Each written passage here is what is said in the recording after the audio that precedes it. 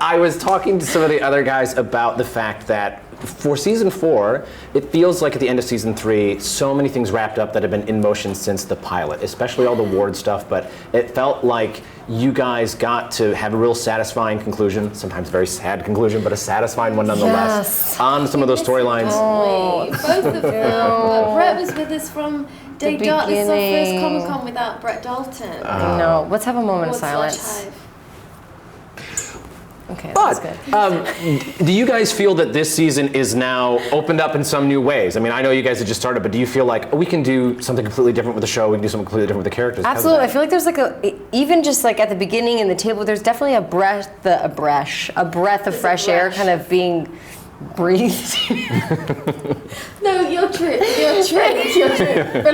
Into the season. It's true. It feels different. There's a new energy, and it is. S.H.I.E.L.D's kind of, especially the show, you're right, everything's kind of been like tucked away and pushed to the side. It's very exciting. Yeah, it feels different. Who knows what's going to be featured this season? Well, Claire, I gotta say, I really enjoyed the end of last season too, because you had the unenviable task of saying, okay, now I have to play that spores are entering my body and I'm a different character and stuff like that. But you did so well, and I felt like any time we saw Daisy, if she'd been brainwashed under control, when she was struggling with what it is, everything that you gave us read across so well, and it seemed like that must have been a really challenging thing. And now they're like, oh, and by the way, now you're got to be a bad guy, kind of. Like it seems like they're just throwing as much as they can. I know, they brought me in and I was like, what do you mean? And it was definitely really hard, especially since Brett did such a great job at making Hyde so creepy. Yeah. And so having to be infatuated with him and being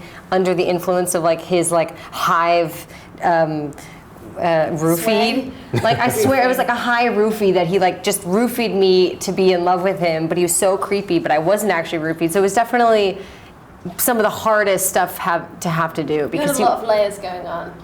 Was there? Yeah. I think it was just layers of me being frustrated as an actor trying to portray that. But it was, thank you. Yeah. And Elizabeth, I was talking to Ian as well about, Fitzsimmons. It's happened, like the cat's out of the bag, we're all the way there. Was that something where early on in the show you thought, I wonder if this is the direction we're going to go in, or, this is what the fans are going to demand, or not as much? No, we spent all our time talking about how they were an old married couple, or brother and sister, nothing kind of sexy, and it was never going to happen. And I think we convinced ourselves through convincing each other, and we built up this whole thing, absolutely no way. And everybody told us, no, they'll never be together. And then all of a sudden we read the script and go, oh, I guess they're getting it on then. That was so great for me. It's good. I think you have to earn those moments, and I think that it'd been quite a long time.